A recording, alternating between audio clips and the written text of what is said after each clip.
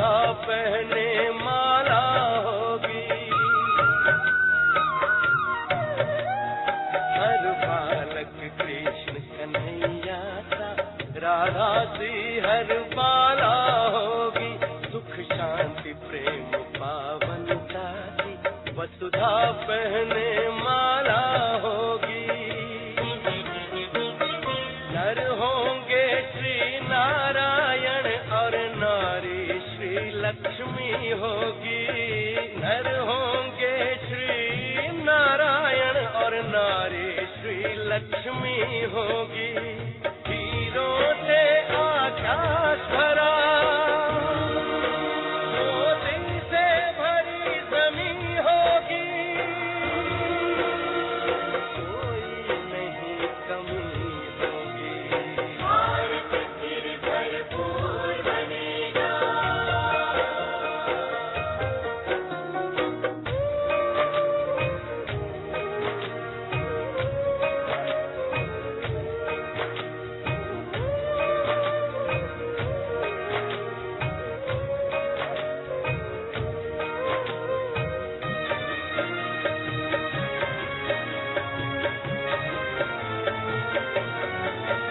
अब देर नहीं, भारत का सितारा विश्व भाल पर चमकेगा।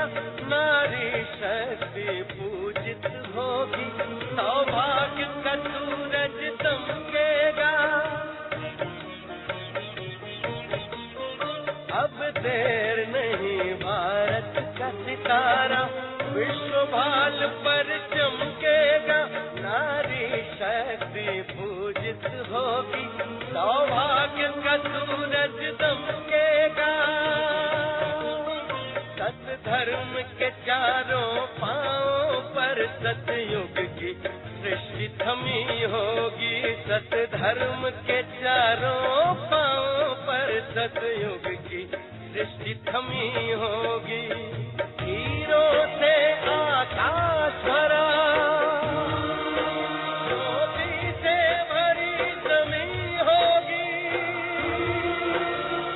कोई नहीं कमी होगी। भारत फिर भरपूर बनेगा।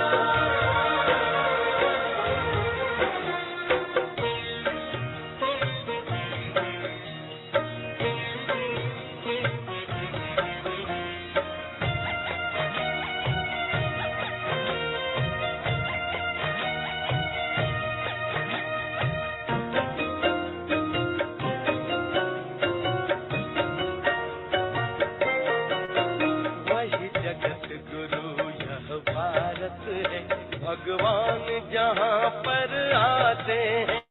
गीता गंगा गौ गायत्री का से मान बढ़ाते हैं।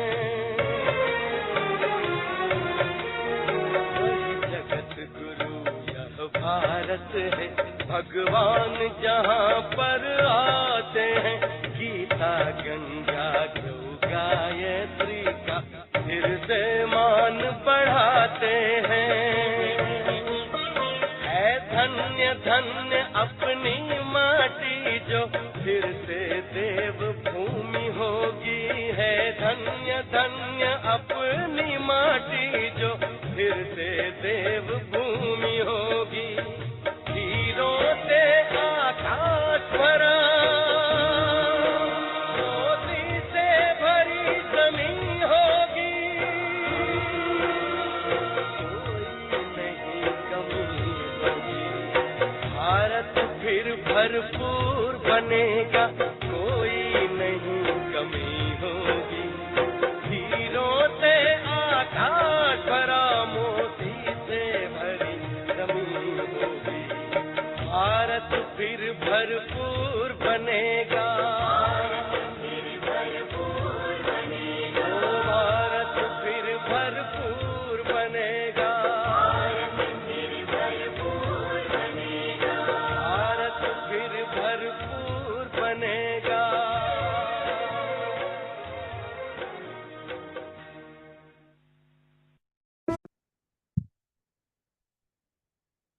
ओम शांति।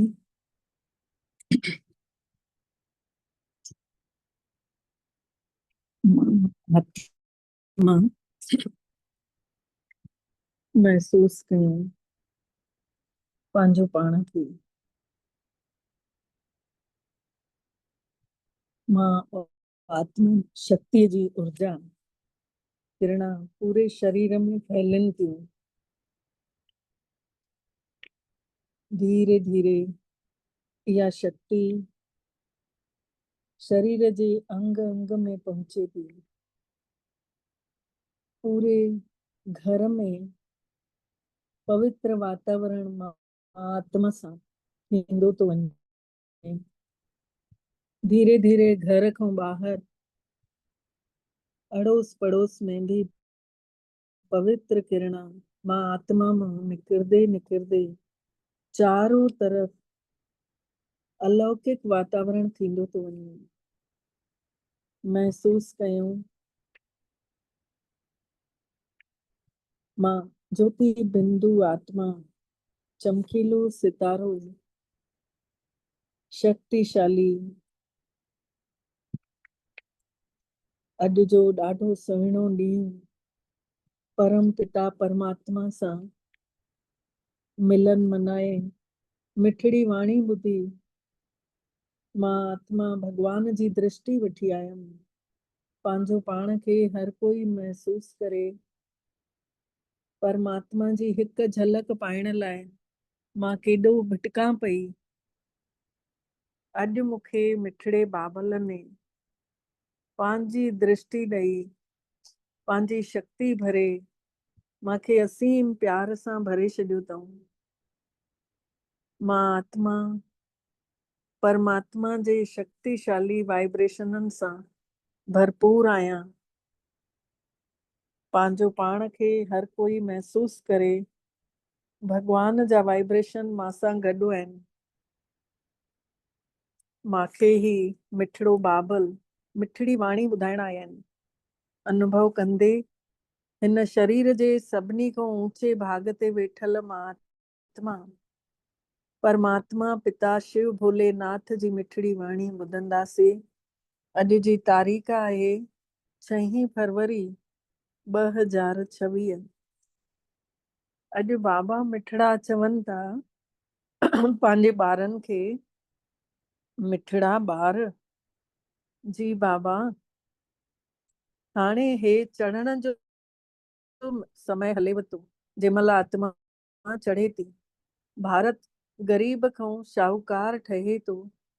तव्हां परमात्मा खां सतयुगी बादशाही जो वरसो वठी वठो। पूरो विश्व ग़रीब खां साहूकार थो ठहे जंहिंमहिल परमात्मा पिता हिन धरती ते थो अचे ऐं ज्ञान रत्ननि सां पंहिंजे आत्मा रूपी ॿारनि खे सजाइनि था। पंहिंजे आत्मा रूपी ॿारनि खे सेखारणा आया आहिनि। असां हिन महिल बाबल मिठड़े खां सतयुगी बादशाहीअ जो प्रॉपर्टी वठी वठूं, वरसो वठी वठूं। अॼु जो प्रश्न बाबा पुछनि था, बाबा जो कहिड़ो टाइटल श्री कृष्ण खे न ॾेई सघंदा आहियूं? परमात्मा पिता जो कहिड़ो टाइटल श्री कृष्ण खे न ॾेई सघंदा आहियूं? त बाबा उत्तर ॾियनि था कि परमात्मा आहे ग़रीब निवाज, उनखे ग़रीब निवाज चयो वियो। श्री कृष्ण खे ईअं न चवंदासीं कि ग़रीब निवाज आहे। उहो त ॾाढो ई पैसे वारो आहे। उन्ही जे राजाईअ में त सभु शाहूकार आहिनि। लेकिन भगवान जंहिंमहिल अचनि था हिते त सभिनी खां ग़रीब भारत ई आहे ऐं भारत खे ही शाहूकार बि ठाहिनि था। शिव परमात्मा पिता शिव बाबा अचनि था हिन धरतीअ ते जॾहिं त भारत पूरो कंगाल थो थी वञे। मतलब गुणनि सां आत्मा जेका भरपूर हुई हाणे गुण कंहिंमें बि कोन हुया जंहिंमहिल परमात्मा जो अचणु थिए थो। तव्हां चओ था कि असांजो ही भारत स्वर्ग हुयो, पर हाणे कोन्हे।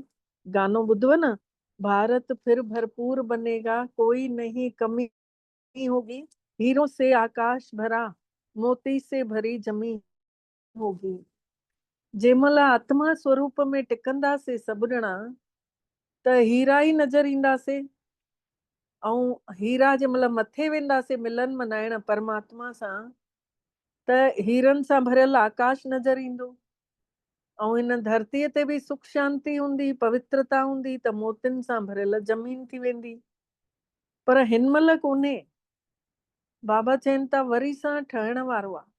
हे भारत जेको आहे वरी सां पूरो भरपूर थियण वारो आहे। भारत न, पूरो विश्व। उन्ही महिल जॾहिं परमात्मा हिन धरतीअ ते लथा हुया, तंहिं महिल भारत ऐं भारत देश जो बंटवारो न थियो हुयो। त ग़रीब निवाज बाबा ही भारत खे स्वर्ग ठाहिनि था। गीत आहे, आख़िर उहो ॾींहुं अची वियो अॼु, जंहिं ॾींहं जो हुयो इंतजार। ओम शांति। मिठड़े मिठड़े रुहानी ॿारनि ने हे गीत ॿुधऊं। जीअं आत्मा गुप्त आहे ऐं शरीर नज़र थो अचे। आत्मा हिननि अखियुनि सां ॾिसण में नथी अचे। ॻुझे नमूने अंदर बीठी आहे। जीअं अंदर कैमरो फिट हुजे ऐं अंदरों लाइट ॿरे थी, ॿाहिरि सभु नज़र थो अचे। आहे ज़रूर आत्मा, पर हिन शरीर सां ढकियल पई आहे। इन करे चयो वेंदो आहे कि आत्मा गुप्त आहे। आत्मा पाण चए थी कि मां निराकार आहियां। आत्मा पाण चए थी कि भई मां निराकार आहियां। हिते साकार में अची करे गुप्त ठही वई आहियां। पंहिंजे सिंधियुनि जो हिकिड़ो भॼन बि आहे, उहो ॻुझ में ॻंढींदो आहे, कुझु पतो न पवंदो आहे। कल्ह कंहिं माता चयो न, हिकु हफ़्ते में मिलाए छॾियो बाबा सां। पर तव्हांखे ई त प्यास लॻल हूंदी न, तव्हां दिलि सां पुकारियो हूंदव, त उहो बि अची मिलियो। थोड़ी सी पॉलिश जी ज़रूरत हुई, उहो परमात्मा ने निमित्त ठाहे कराए। त बाबा चवनि था, आत्मा पाण चए थी कि भई मां निराकार आहियां ऐं मां हिन शरीर सां ढकियल आहियां। हिन शरीर में अची करे मां गुप्त थी वई आहियां, अंदर ॻुझ में वेठी आहियां।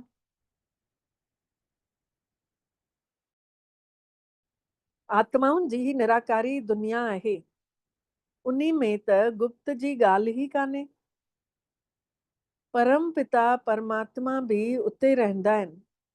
उन्हनि खे चयो वेंदो आहे सुप्रीम। परमात्मा जाते रहनि था, उन्ही खे चयो वेंदो आहे सुप्रीम आत्मा, ऊंचे खां ऊंचो, परे ते परे रहण वारी परम आत्मा। परे ते परे रहण वारी। बाबा मिठड़ा चवनि था, जीअं तव्हां गुप्त आहियो, मूंखे बि गुप्त अचणो थो पवे। मां गर्भ जी जेल में नथो अचां। बाबा चवनि था, मां गर्भ मां ईंदो ई कोन आहियां। जेको बि देहधारी नज़र थो अचे, मतलब उहो भगवान कोन्हे। त परमात्मा ई गर्भ में नथा अचनि।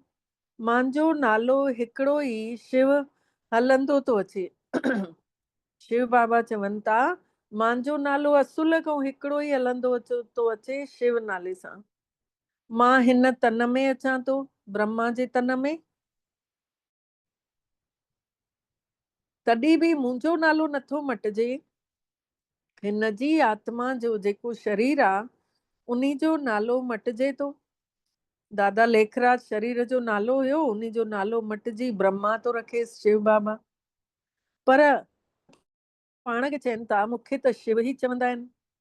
मां सभिनी आत्माउनि जो पीउ आहियां। त तव्हां आत्माऊं हिन शरीर में गुप्त आहियो। हिन शरीर सां तव्हां कर्म कयो था।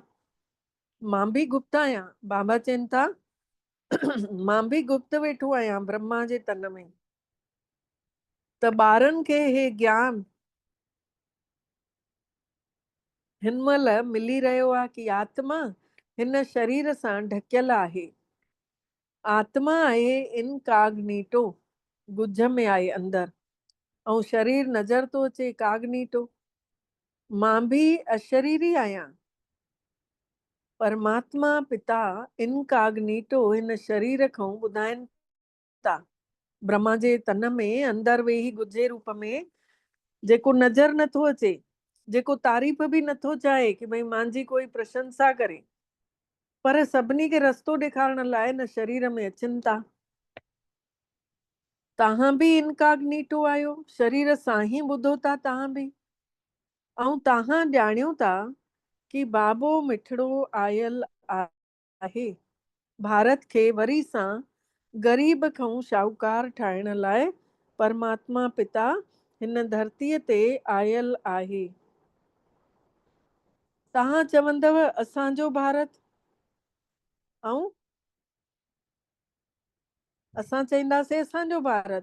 हर एक पंहिंजे राज्य लाइ चईंदो न, असांजो गुजरात, असांजो राजस्थान।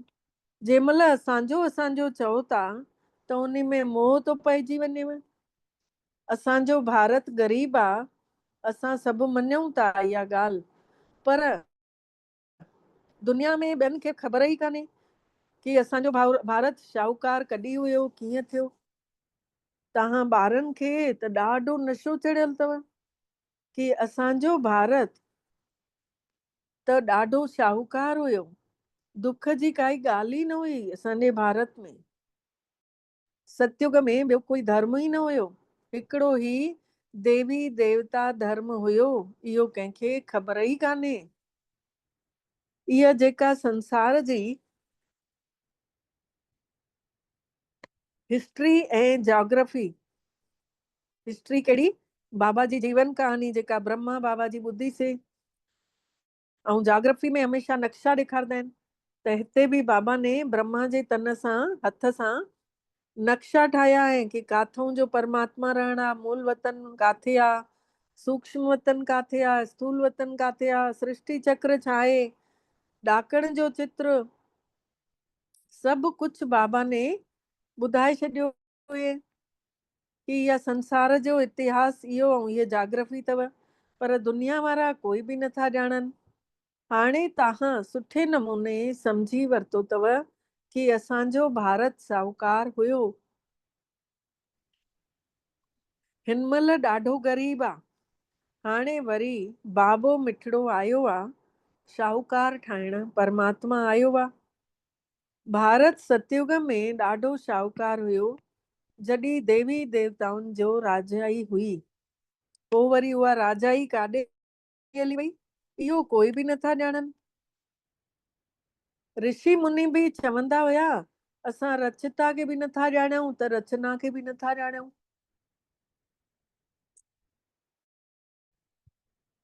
परमात्मा चवनि था सतयुग में बि देवी देवताउनि खे रचता ऐं रचना जे शुरू खां वठी आख़िरीअ ताईं जो ज्ञान ई न हुयो। अगरि उन्हनि खे बि ज्ञान हुजे हा कि असां ॾाकण लहंदे वेंदासीं, कलयुग में हली वेंदासीं लहंदे लहंदे, पोइ त उन्हनि खे हिन महिल जे सुख जो, बादशाही जी सुख बि महसूसु न थींदुनि। सुभाणे ई मान लो कंहिं पैसे वारे खे पतो पए कि मां सुभाणे कंगाल थियण वारो आहियां, त उहो अॼु बि सुख न वठी सघंदो न उन पैसे जो। इहा ई ॻाल्हि बाबा सम्झाणी था ॾियनि कि देवियूं देवताउनि खे अगरि पतो हुजे हा, इहो ज्ञान हुजे न उन महिल कि भई असां हीअ ॾाकण 84 जी लहंदासीं त असां कलयुग में हली वेंदासीं, त पोइ त उन्हनि खे उहा ख़ुशी बि महसूसु न थींदनि देवी देवता ठहण जी, ऐं अञा ई चिंता लॻी वेंदनि। हाणे तव्हांखे चिंता लॻी पई अथव कि असां सतो प्रधान हुयासीं, वरी असां सतो प्रधान कीअं ठहूं। हाणे असांखे इहा चिंता लॻल पई आहे कि असां सचा हुयासीं, हाणे असां सचा कीअं ठहूं। असां आत्माऊं जेके निराकारी दुनिया में रहंदा हुयासीं, उतां खां वरी कीअं सुखनि जे धाम में आयासीं, इहो बि त ज्ञान आहे। पहिरियों निराकारी दुनिया में रहंदा हुयासीं, उतां पोइ सतयुग में आयासीं, इहो बि त ज्ञान असांखे बाबा ने ई ॾिने। असां हिन महिल चढ़ंदी कला में आहियूं। हीअ 84 जन्मनि जी ॾाकण आहे। हिन संसार जे नाटक में हर एक एक्टर पंहिंजे पंहिंजे समय ते अची करे पंहिंजो पंहिंजो रोल वॼायूं था पिया। हाणे तव्हां ॿार ॼाणियो था कि ग़रीब निवाज कंहिंखे चयो वेंबो आहे, इहो त दुनिया ॼाणे ई कोन थी। गीत में बि ॿुधो न कि आख़िर उहो ॾींहुं अची वियो अॼु। जंहिं ॾींहं जे लाइ रस्तो तकींदा हुआसीं।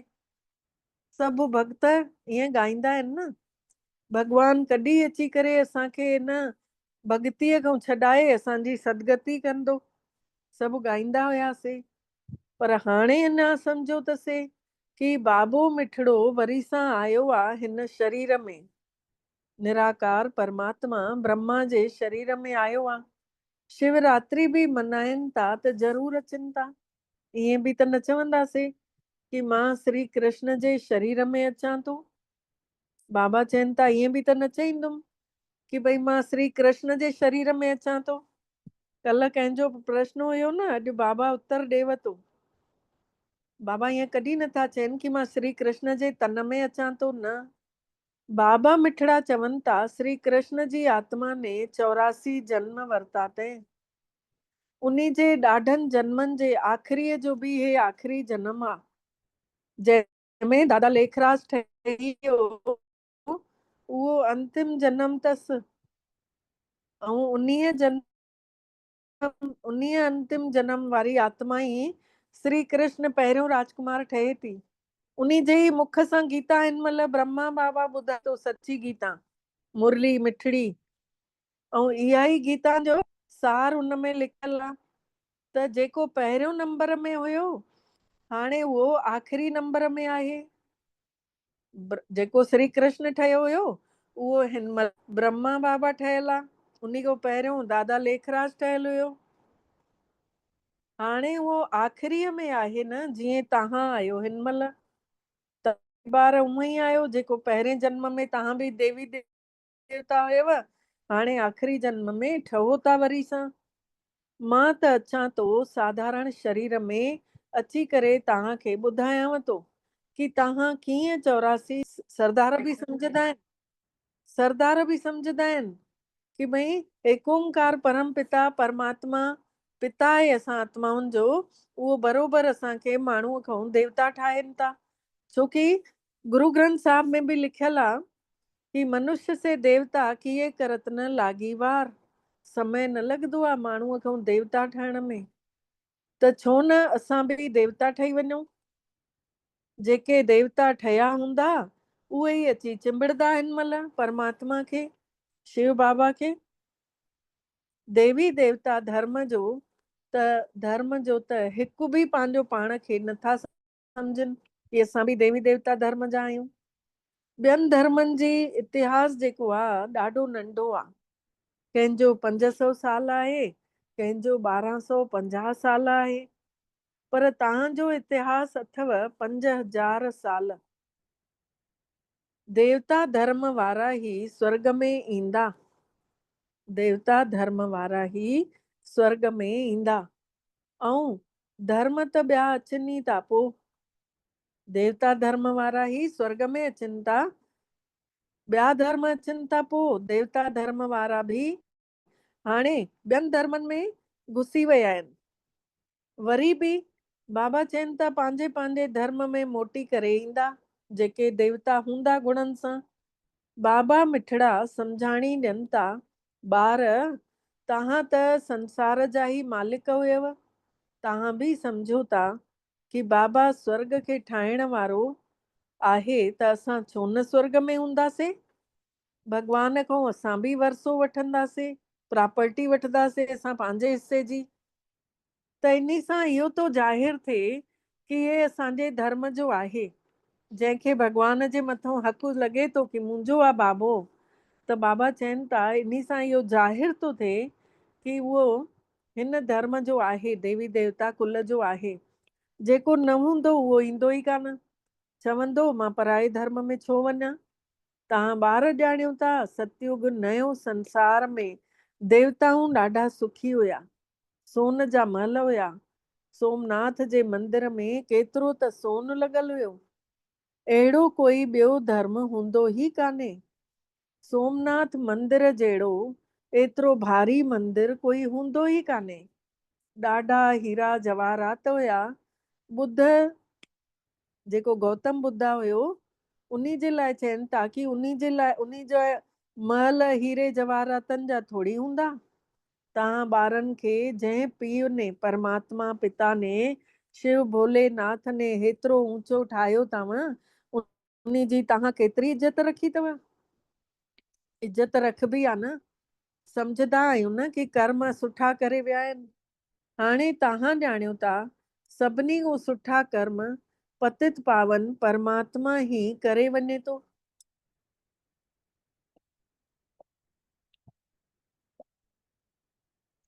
तव्हांजी आत्मा चवे थी सभिनी खां सुठे में सुठी सेवा भगवान ही अची करे करनि था।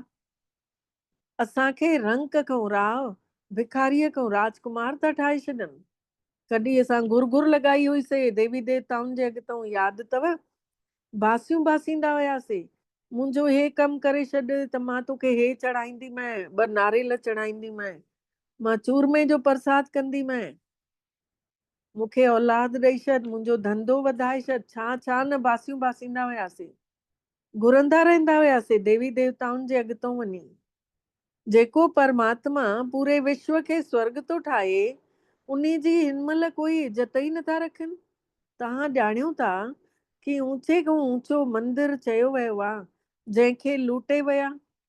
लक्ष्मी नारायण जे मंदिर खे कॾहिं कंहिं बि न लूटियो, लेकिन सोमनाथ जे मंदिर खे लूटे विया। छोकी लक्ष्मी नारायण त जेतिरो खणी सघिया ओतिरो ई खयऊं न, इन करे उन्हनि जे मंदिरनि में बि एतिरो जवाहरात लॻल न हुया। लेकिन सोमनाथ जेको आहे परमात्मा, उन्ही खे अथाह धन आहे, ज्ञान जो धन, अति में धन अथसि। उहो धन ॾेखारियो वियो आहे सोमनाथ जे मंदिर में ओतिरा हीरा मोतियूं जड़ियल। हाणे कंहिं मोहम्मद गजनवी ने 17 भेरा उन्ही खे लूटियो हुए, तॾहिं बि उन्ही खे ख़ाली न करे सघियो। भगवान जी महिमा एतिरी आहे कि सरस्वती माता वेही करे बि लिखे न, धरती खे पूरी कागज़ ठाहे छॾिजे, ऐं जंगलनि खे कलम ठाहे छॾिजे, ऐं समुद्रनि खे स्याही ठाहे छॾिजे, तॾहिं बि परमात्मा जी महिमा सरस्वती माता न लिखी सघंदी आहे। त सोमनाथ बि त उन्ही जो ई मंदिर आहे। उन्ही खे लूटण वारा केतिरो बि लूटे विया, पर तॾहिं बि पूरो लूटे ई न सघिया। राम नाम जी लूट हिनमहिल हले थी संगम युग ते। लूट सके तो लूट, अंतकाल पछताएगा जब प्राण जाएंगे छूट। त हिनमहिल असां लूटे वठूं, जेतिरो बाबा खे यादि करे वठूं, बाबा खां ज्ञान धन भरे वठूं, पंहिंजे अंदरि शक्तियूं भरे वठूं। भक्तीअ में बि केॾा पैसे वारा हूंदा आहिनि, राजाउनि में बि नंबरवार हूंदा आहिनि। त जेके ऊंचो पद पाइण वारा हूंदा आहिनि, उहे नंढे पद पाइण वारा उन्हनि जी इज़त रखंदा आहिनि। दरबार में बि नंबरवार वेहंदा आहिनि न। बाबा चवनि था दरबार में बि नंबरवार वेहंदा आहिनि न। बाबा त अनुभवी आहे। हिते बि दरबार आहे अपवित्र राजाउनि जी, ऐं पवित्र राजाउनि जी दरबार कीअं हूंदी? जॾहिं उन्हनि वटि एतिरो पैसो आहे त उन्हनि जा घर बि त एतिरा सुठा हूंदा। बाबा चवनि था जॾहिं हिनमहिल जे राजाउनि वटि एतिरो पैसो आहे त उन्हनि जा घर बि त एतिरा सुठा हूंदा। हिनमहिल तव्हां ॼाणियो था कि परम पिता शिव भोलोनाथ असांखे पढ़ाइण आया आहिनि, स्वर्ग ठाहिण आया आहिनि, स्वर्ग जी स्थापना कराए रहिया आहिनि। असां महाराजा महाराणी स्वर्ग जा ठहूं था, पोइ वरी असां ई हेठि लहंदे लहंदे भगत था ठहंदे वञूं, छोकी गुण घटि था थींदा वञनि, ऐं असां भक्तीअ में धीरे धीरे भगत था किरंदा वञूं हेठि। पहिरियों पहिरियों शिव बाबा जा ई पुजारी ठहूं था। जंहिं स्वर्ग जो मालिक ठाहे उन्ही जी पहिरियों पहिरियों पूजा कयूं था द्वापर युग में। उहो ई असांखे केॾो शाहूकार थो ठाहे, ज्ञान धन सां भरे थो छॾे। हाणे ॾिसो भारत केतिरो ग़रीब आहे। बाबा जो हिकिड़ो गीत बि ठहियल अथव, बन के बाबा आप के हम कितने धनवान हुए। केतिरा बाबा जा ॿार ठही करे असांखे केॾो सुख मिले थो, केॾी शांती मिले थी, काई गिनती ई कान्हे सुकून जो। केतिरो ग़रीब हुयो भारत। जेके ज़मीन 500 रुपए में वरिती हुईसीं, उन्ही जी अॼु क़ीमत 5000 खां बि वधीक थी वई आहे। जेका ज़मीन 500 में वरिती हुईसीं, उन्ही ज़मीन जी क़ीमत अॼु 5000 खां बि वधीक आहे। इहे सभु आहिनि आर्टिफिशियल अघ, बाक़ी त उते त धरतीअ जो कोई क़ीमत ई न हूंदी आहे।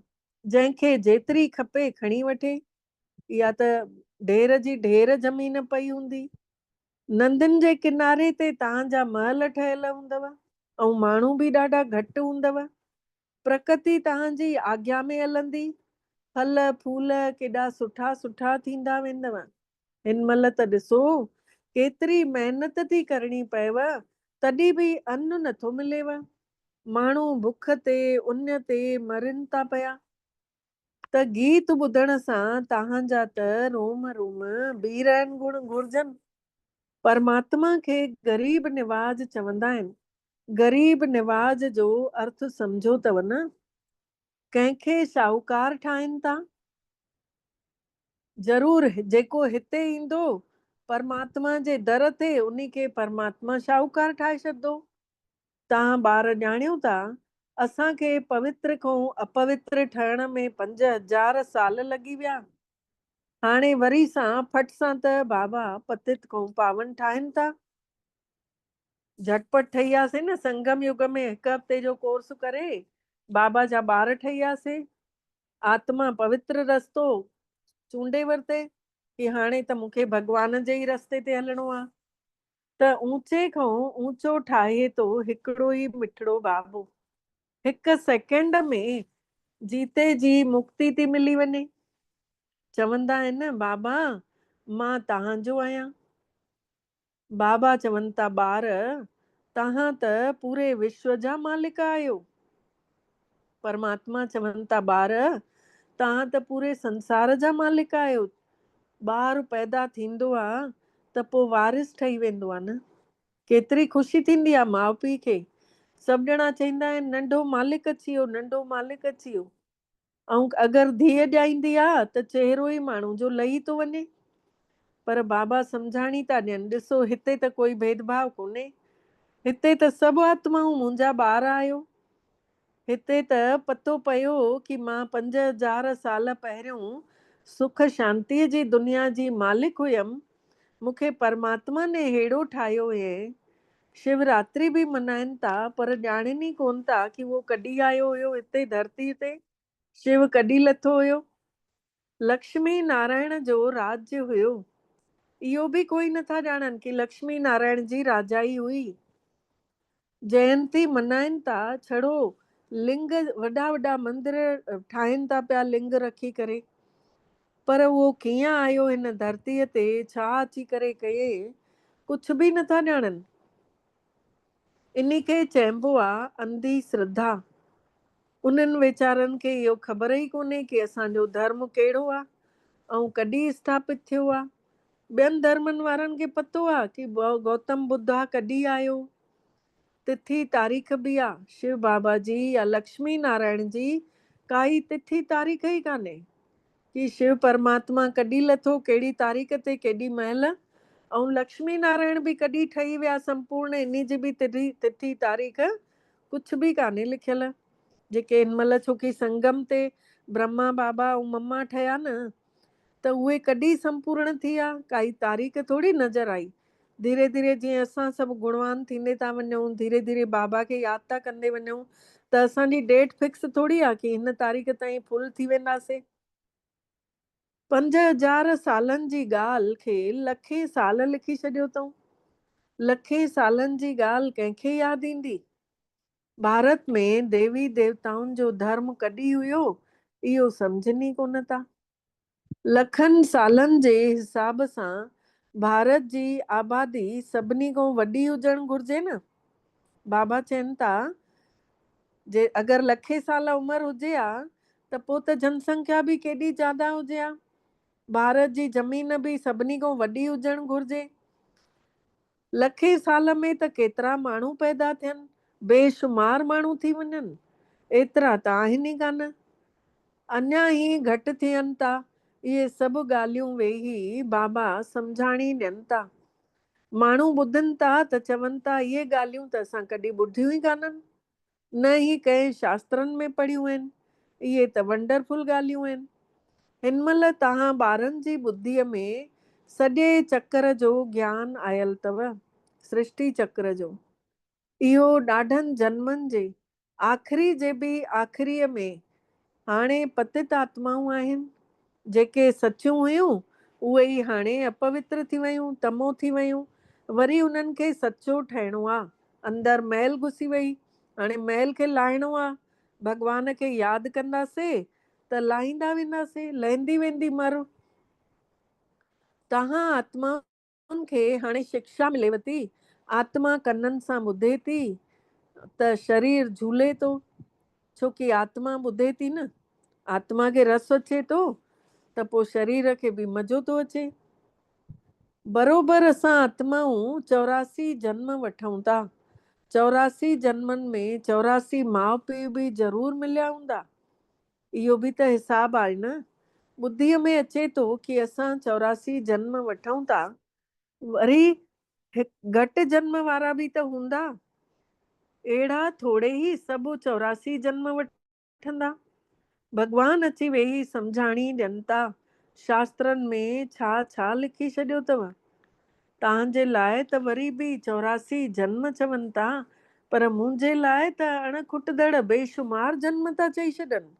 शिव बाबा लाइ बाबा चवनि था, मूंखे त चवनि था कण कण में आहे, पत्थर भितर सभिनी में ठोके छॾियो अथऊं कि बसि जाॾे ॾिसूं था ओॾे तूं ई आई।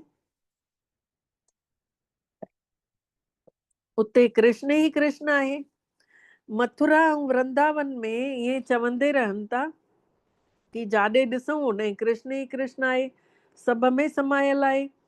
राधे खे मञण वारा राधे पंथी वरी चवंदा आहिनि, जाॾे ॾिसूं था ओॾे राधा ई राधा आहे। तव्हां बि राधा, मां बि राधा। त हिकिड़ो परमात्मा ई बरोबर ग़रीब निवाज आहे। भारत जेको सभिनी खां शाहूकार हुयो, हिन महिल सभिनी खां ग़रीब थी वियो आहे। इन करे मूंखे भारत में अचणो ई पवे थो। हे रचियल रचायल ड्रामो आहे। हिन में थोरो बि फेर घेर न थी सघंदो आहे। इन संसार जो नाटक जेको रचिजी वियो आहे उहो ई हूबहू वरी सां हलंदो। इन्हीअ में पाई पैसे जो बि फ़र्क़ु न पइजी सघंदो आहे। चवंदा आहिनि न, मेरे दाता के दरबार में सब लोगों का खाता, किसी को कौड़ी कम नहीं मिलती, न मिलती पाई ज्यादा है। मेरे बाबा के दरबार में सब लोगों का खाता। जंहिंजो जेको रचजल आहे उहो ई उन ई रचियल ड्रामे जे अनुसार हलंदे था हलूं। हिन संसार जे ड्रामे जे शुरूआत खां वठी अंत ताईं खे कोई बि नथा ॼाणनि त ग़रीब निवाज निराकार भॻवान खे ई मञनि था। श्री कृष्ण खे न मञींदा। श्री कृष्ण त धनवान सतयुग जो राजकुमार ठहे थो। भॻवान खे त पंहिंजो शरीर आहे ई कान। उहो अची तव्हां ॿारनि खे पैसे वारो ठाहेव थो, धनवान थो ठाहेव। तव्हांखे राजयोग जी शिक्षा ॾेव थो। पढ़ाईअ सां वकील ठही करे वरी कमाई बि कंदा आहिनि। परमात्मा बि हिन महिल तव्हांखे पढ़ाइनि था। तव्हांजो त जनम त थींदो न, ईअं त न कि स्वर्ग में कोई समुद्र मां निकिरी ईंदासीं। श्री कृष्ण ने बि जनम वरितो हुए। कंसपुरी उन महिल हुई कान, जेको ॾेखारंदा आहिनि कृष्ण सां कंस हुयो, त बाबा चवनि था कंसपुरी उन महिल हुई कान। श्री कृष्ण जो नालो केॾो हुयो। अॼु ॾींहं ताईं उन खे झूलो झुलाईंदा आहिनि, पर राम खे झूलो न झुलाईंदा आहिनि। श्री कृष्ण खे भूरो बि ॾेखारियो अथऊं त सांवरो बि। जंहिं महिल उहो दादा लेखराज ठहियल आहे तंहिं महिल उहा आत्मा सांवरी आहे। वरी उहा ई आत्मा जंहिं महिल संपूर्ण तो ठही वञे, पहिरें जन्म में श्री कृष्ण ठही लही अचे थो, पोइ नालो त श्री कृष्ण खे सभु ॼणा खणनि था न। कोई बि नथो चए कि ब्रह्मा बाबा ने महिनत कई है, या कोई बि नथो चए कि श्री कृष्ण जी आत्मा ने महिनत कई है तॾहिं अची इहो पद पाते। त बाबा चवनि था श्री कृष्ण जो जेतिरो नालो खणनि था ओतिरो शिव जो बि नथा गायन आहे। शिव जी बि महिमा कोन्हे ओतिरी। माण्हुनि खे ख़बर ई कान्हे कि शिव ने ई श्री कृष्ण खे ठाहियसि, ऐं श्री कृष्ण जो पीउ आहे काथे। त ज़रूर श्री कृष्ण कंहिंजो त ॿार हूंदो न। श्री कृष्ण जॾहिं जनम वठनि था तॾहिं थोरा घणा अपवित्र बि रहनि था हिते संसार में। जंहिं महिल श्री कृष्ण जो जन्म थिए थो, जीअं बाक़ी 10 साल बचिया आहिनि, हाणे 10 सालनि में अञा ज्ञान जो विस्तार थींदो थो वञे, केतिरा माण्हू रोज जुड़नि था पिया, त धीरे धीरे घणा माण्हू थी वेंदा ज्ञानी आत्माऊं, ऐं थोरा बचंदा जेके अज्ञानता में हूंदा, त उहे बि पोइ धीरे धीरे बाबा चवनि था ख़तम थी वेंदा। पोइ श्री कृष्ण गद्दीअ ते वेहंदो, हाणे भले ॼाईंदो बि थोड़नि ॾींहंनि में, पर गद्दीअ ते उहो पोइ वेहंदो जॾहिं सभु हिते अपवित्र वारियूं आत्माऊं हली वेंदियूं, पंहिंजो राजा ई वठी वठनि था। तॾहिं खां ई उन्हनि जो संवत चालू थो थिए, लक्ष्मी नारायण सां ई संवत शुरू थो थिए। तव्हां त सॼो हिसाब ॼाणियो था, हिन जो राजा ई हेतिरा समय हली, पोइ वरी हिन जो समय हलियो, त्रेता में जीअं हलियो राम सीता जी राजाई, ऐं सतयुग में हली लक्ष्मी नारायण जी राजाई, त पोइ माण्हू सम्झदा कि हिन संसार जी उमिरि 5000 सालनि जो पूरो हिसाब था ॿुधाइनि। त तव्हां ॿारनि जी ॿुद्धीअ में अचेव थो कि असां कल्ह त स्वर्ग जा मालिक हुयासीं, भॻवान ने असांखे ॿुधायो हुए, तॾहिं त असां उन जी शिवरात्रि मनायूं था। तव्हां सभिनी खे ॼाणियो था, क्राइस्ट हुजे, गुरु नानक हुजे, उहे वरी कॾहिं ईंदा, इहो त तव्हांखे ज्ञान अथव। संसार जी हिस्ट्री ऐं जोग्राफी पूरी उअं ई रिपीट थींदी जीअं हिन महिल थी। इहा पढ़ाई ॾिसो केतिरी सवली आहे। तव्हां स्वर्ग खे ॼाणियो था, बरोबर भारत स्वर्ग हुयो, भारत ई अविनाशी खंड हुयो। भारत जहिड़ी महिमा ॿियो कंहिंजी बि थी नथी सघे। सभिनी खे अपवित्र खां पवित्र ठाहिण वारो हिकिड़ो ई परम पिता परमात्मा आहे।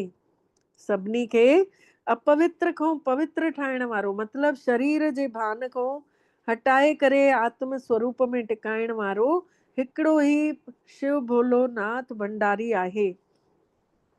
पोइ बाबा जो यादि प्यार, अच्छा मिठड़े मिठड़े सिकी लधे ॿारनि प्रति माउ पीउ जो यादि प्यार ऐं गुड मॉर्निंग।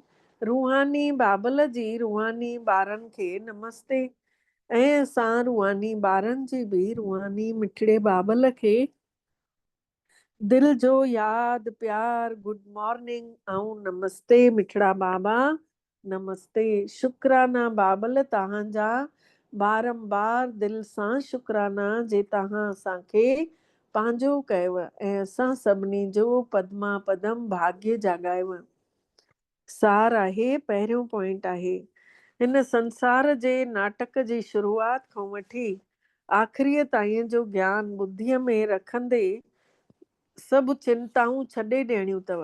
जेको थींदो सुठो थींदो, हर ॻाल्हि में भलाई छिपियल पई, हिकु ई पंहिंजो पाण खे आत्मा खे सतो प्रधान ठहण जी चिंता रखणी आहे। ॿियो पॉइंट आहे ग़रीब निवाज, मिठड़ो बाबा पूरे विश्व खे ग़रीब खां शाहूकार ठाहिण आया आहिनि। उन्हनि जो पूरो पूरो मदद करणी आहे, भॻवान जी मदद करणी आहे। ॾिसो असां कॾहिं सुपिने में बि न सोचियो हुयोसीं कि असां कॾहिं भॻवान खे मदद ॾींदासीं। असां सोचंदा हुयासीं उहो ई असांजी मदद कंदो, ऐं हाणे परमात्मा ने ज्ञान ॾिने, जंहिं ॿार मुंहिंजो चयो न मञीने, जंहिं महिल मूंखे जाते ज़रूरत पई तूं ॿार न ईंदे अॻितो हथु बजाइण, त छो न मञींदासीं। त बाबा चवनि था हिन महिल ग़रीब निवाज बाबा पूरे विश्व खे शाहूकार ठाहिण आयो आहे, त उन जी असां मददगार ठहिणो आहे न। पंहिंजे नए संसार खे यादि करे ख़ुशीअ में रहणो आहे। अॼु जो वरदान आहे, वरदान महसूस कंदासीं। बाबो मिठड़ो वरी सां हेठि लहनि था असां सभिनी जे साम्हूं फरिश्ते स्वरूप में, ब्रह्मा बाबा जे निरड़ में वेठल शिव बाबा, ऐं बाबा जी दृष्टि असां सभिनी जे मथां, बाबा जे निरड़ तां तेज निकिरे थो शिव बाबा जो, असांजे निरड़ में समाइजे थो। महसूस कयूं भॻवान आयो आहे भॻतनि खे भरण, पिता आयो आहे पंहिंजे ॿारनि खे भरपूर करण। प्रॉपर्टी वठी वठूं, महसूस कयूं बाबा जी रूहानी दृष्टि असां सभिनी जे निर्ण ते ऐं बाबा शक्ति ॾींदे ॾींदे असांखे वरदान बि था ॿुधाइनि। इहो वरदान असां पंहिंजे जीवन में आणींदासीं। दिल में हमेशा हिक राम खे विहाए करे सची सेवा करण वारा माया जीत विजयी ठहो। दिल में सदा हिक राम खे विहाए करे सची सेवा करण वारा माया जीत विजयी ठहो। डिटेल आहे, हनुमान जी विशेषता ॾेखारींदा आहिनि कि उहो हमेशह सेवादारी महावीर हुयो। इन लाइ पाण न सड़ियो, लेकिन पंहिंजी पुछ सां बाहि लॻाए छॾियईं लंका में। त इहो ई हिते बि जेके सदा सेवादारी आहिनि हमेशह, उहे ई माया जे अधिकार खे ख़तम था करे छॾनि। ऐं जेके सेवादारी कोन्हनि उहे माया जी राजाईअ खे साड़े ई नथा सघनि। हनुमान जे दिल में हमेशह राम बसियल हुयुसि, ऐं परमात्मा जे सवाइ कोई दिल में हुजे ई न असांखे बि। त पंहिंजे शरीर जी बि यादि न हुजे तॾहिं माया जीत विजयी ठहंदव। स्लोगन आहे, जीअं आत्मा ऐं शरीर ॿई मिलियल आहिनि, ईअं ई तव्हां ॿार बि पंहिंजे पिता सां कंबाइंड थी वञो। जीअं आत्मा ऐं शरीर कंबाइंड आहिनि, तीअं तव्हां बि पंहिंजे पिता परमात्मा सां गॾु कंबाइंड थी वञो। अच्छा, ओम शांति। हाणे पाण मेडिटेशन कंदासीं। ओम शांति।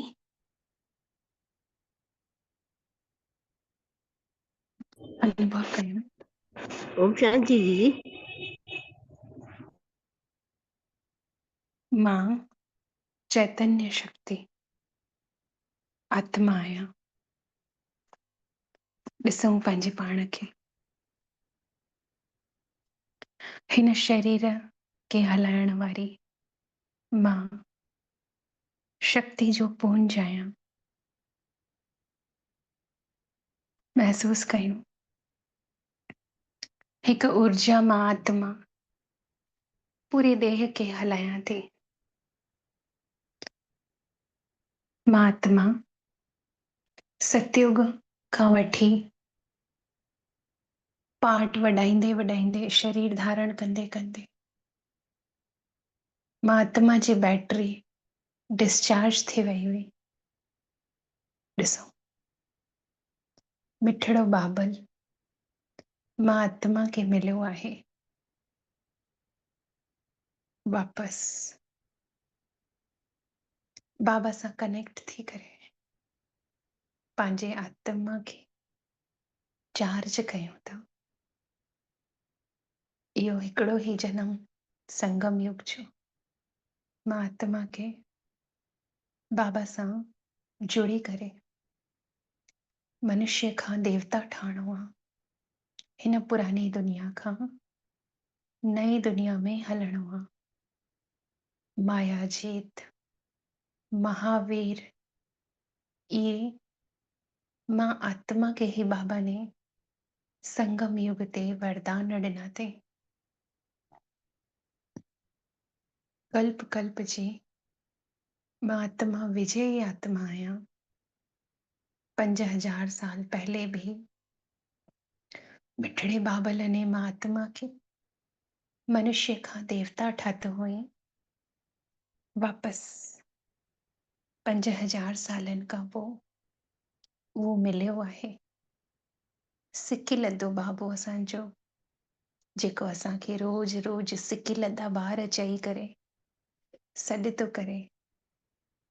बार बार असांखे स्मृति ॾियाराए थो कि तव्हां ई ॿार अनादि ऐं आदि रूप में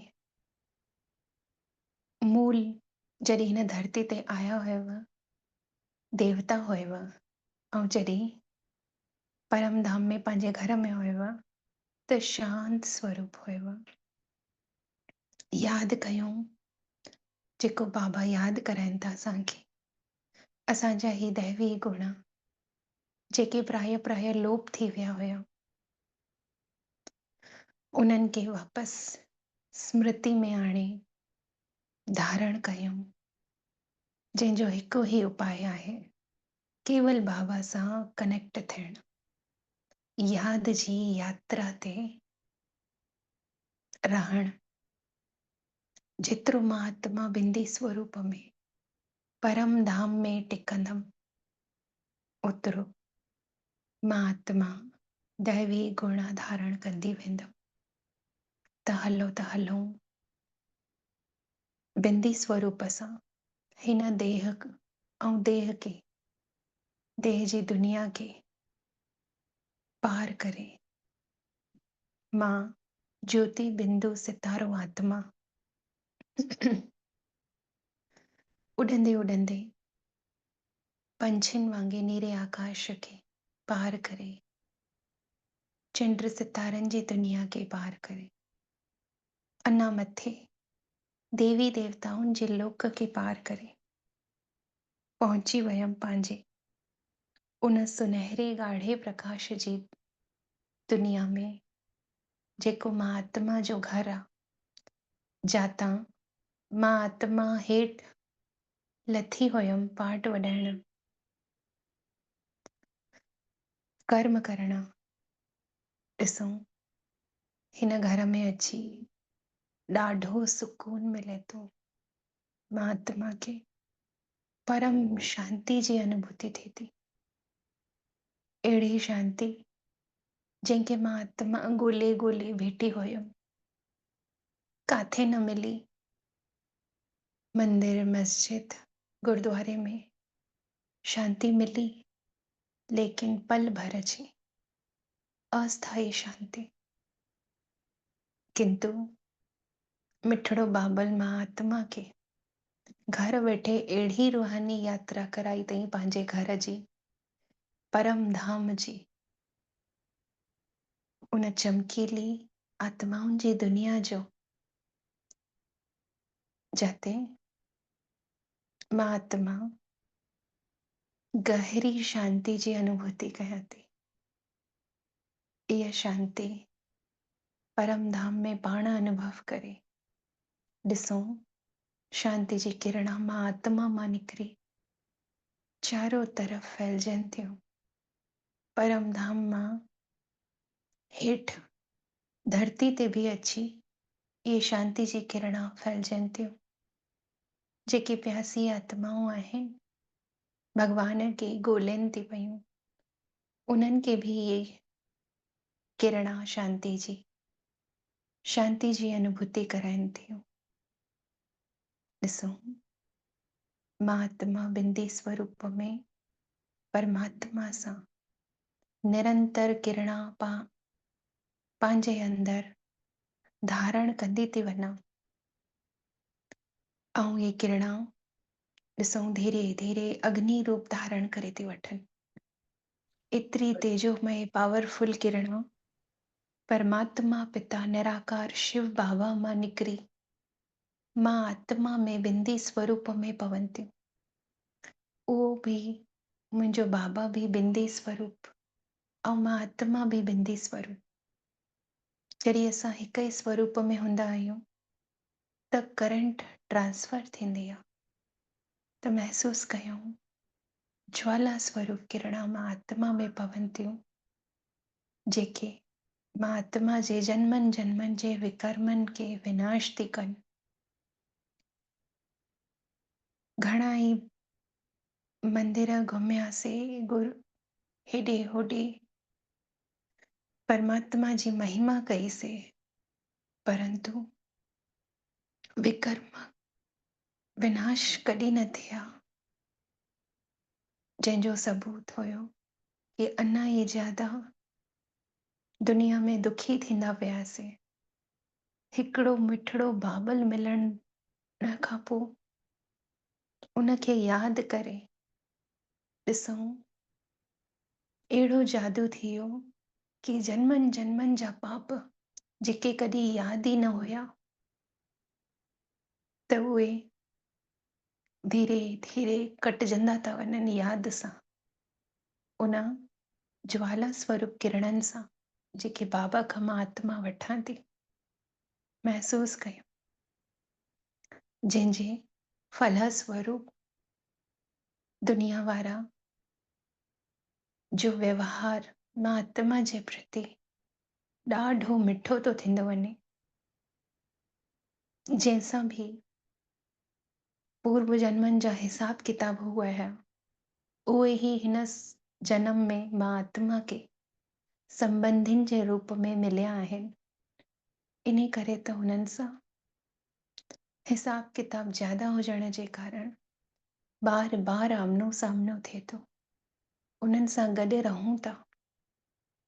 महसूस कयूं उन्हनि जो व्यवहार धीरे धीरे मां आत्मा जे प्रति ॾाढो मिठो थो थींदो वञे। अहिड़ो कहिड़ो करिश्मो आहे उन मिठड़े बाबल जी याद में, जो मां आत्मा के शुद्ध ऐं पवित्र ठाहींदो थो वञे। गॾो गॾु हर आत्मा जो व्यवहार भी मां आत्मा जे प्रति मिठो थो ठाहे रखे। महसूस कयूं उन परम पिता परमात्मा जी किरणनि जे द्वारा मां आत्मा जा जेके दिव्य गुण हुया, देवताई गुण, उहे भी जागृत थियनि था। मां आत्मा सतो गुणी थींदी थी वञा। स्व परिवर्तन खां विश्व परिवर्तन मां आत्मा जो हिन संस्था जो मोटो आहे। ॾिसो इन ई लक्ष्य सां अॻिते वधंदी थी वञा। अनुभव कयूं धीरे धीरे मां आत्मा में परिवर्तन थियण लॻो आहे। 7 ॾींहंनि खां थोड़ो थोड़ो परिवर्तन थियो आहे। धीरे धीरे अञा थींदो। जेके संस्कार क्रोध जा, स्वार्थ जा, लोभ जा, मोह जा, परदर्शन परचिंतन जा ॾाढा ॾुखिया लॻनि पिया कढण, उहे परम पिता परमात्मा जी याद सां ऑटोमेटिक पाण ई धीरे धीरे निकिरंदा था वञनि। केॾो सवलो उपाय ॿुधाए रखियो अथई बाबा ने मां आत्मा के। घर वेठे हुनखे यादि करे बस पाण खे मटे नई दुनिया में वञण जे लाइक़ु ठाहियूं था। ॾिसूं महात्मा परम धाम मां हाणे हेठि लहां थी, हेठि देवी देवताउनि जी दुनिया में, जंहिंखे फरिश्तनि जी दुनिया बि चयो वियो आहे। साम्हूं ॾिसां थी ब्रह्मा बाबा के, जंहिंजो तन परमात्मा पिता ने यूज़ करे मां आत्मा के ज्ञान ॾिने। कोई भी ॻाल्हि मन में हुजे त ब्रह्मा बाबा जे द्वारा शिव बाबा के ॿुधायूं कि बाबा मां वटि हीअ परिस्थिति आहे, जेकी ॻाल्हि मां ॿियो कंहिंसां नथी करे सघां, उहो तव्हांखे ॿुधायां थी। पंहिंजे अंदर जी सभु ॻाल्हियूं बाबा खे ॿुधाए हल्का थी वञूं। ॾिसूं मां भी हिकु सफ़ेद वस्त्रधारी फरिश्ते स्वरूप में आहियां, ऐं ब्रह्मा बाबा भी अव्यक्त ॾाढो चमकीलो फरिश्ते स्वरूप में साम्हूं आहे। उन जे मस्तक में शिव बाबा के ॾिसूं, ॾाढे प्यार सां बाबा निरंतर किरणा ब्रह्मा बाबा जे मस्तक मां आत्मा में, मां फरिश्ते जे मस्तक में बिखेरनि था। ऐं अहिड़ो जादू थो थी वञे कि मुंहिंजे अंदर जी सभु ॻाल्हियूं समाप्त थी वञनि, सभु हलचल समाप्त।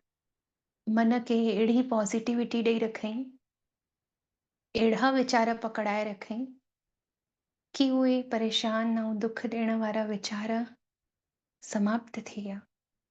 मन विचार कंदो ही आहे, किंतु असांखे उनखे शुभ संकल्पन जा पॉजिटिव विचार ॾियणा आहिनि, त नेगेटिव विचार ऑटोमेटिक ख़तम थी वेंदा। ॾिसूं ब्रह्मा बाबा जे मस्तक मां शिव बाबा निरंतर पॉजिटिव विचार मां आत्मा जे सूक्ष्म शक्ति मन में भरनि था पिया, छोकी मन खे ॾाढो ताज़ो पावरफुल भोजन मिली वियो, त मुंहिंजो मन ॾाढो ख़ुशि थी वियो। जीअं शरीर खे 3 टाइम भोजन ॾियूं था, नाश्ता करायूं था, चांहियूं ॾियूं था, वैसे ही इहो यादि मन खे पॉजिटिव विचार ॾियणु, परमात्मा खे यादि करणु, मां आत्मा जो भोजन आहे। महसूसु कयूं मां आत्मा जी जेकी बुख हुई उहा मिटी वई आहे, ऐं हाणे अहिड़ो मिठड़ो पॉजिटिव वीचार मुरली जे द्वारा ज्ञान ॾेई मां आत्मा खे बाबल ने तृप्त करे रखई, ऐं उनखे यादि पाणी आहे। जेतिरो मां आत्मा उनखे यादि कयां थी, ओतिरो मां आत्मा जी प्यास विसामजंदी थी वञे, ऐं मां आत्मा श्रेष्ठ कर्म करे सघां थी। हाणे बाबल खां विदाई वठी हेठि लहूं था, ऐं बार बार अॼु बाबा खे चऊं था कि बाबा निराकार स्वरूप में परम धाम ज़रूरु ईंदासीं। ईअं चई ब्रह्मा बाबा खे ऐं शिव बाबा खे पाण सां गॾु वठी हेठि लहूं था, पंहिंजे घर में अची कंबाइंड रूप में पहुचूं था। बाबल ॾिसणु नथो अचे, जीअं मां आत्मा इनकॉग्निटो आहियां, ॾिसणु न ईंदी आहियां परंतु आहियां, वैसे ही बाबा हिन घर में ॾिसणु नथो अचे, लेकिन मां आत्मा उनखे अनुभव कयां थी कि उहो मासां अंग संग आहे। उन जे हूंदे मूंखे कंहिंजी चिंता कोन्हे, संपूर्ण निश्चय आहे। हर ॻाल्हि में, हर हाल में उहो जीअं रखंदो, जीअं खाराईंदो, जाते हलाईंदो, सुठो ई कराईंदो। हिन निश्चिंतता सां मां पंहिंजो हाणे अॻिते जो जीवन व्यतीत कंदमि। अच्छा, ओम शांति, ओम शांति, ओम शांति। शुक्रिया मुंहिंजा मिठड़ा बाबल जे तव्हां अॼु अहिड़ो अनुभव करायव, ऐं शुक्रिया तव्हां सभिनीनि आत्माउनि जो बि। ओम शांति।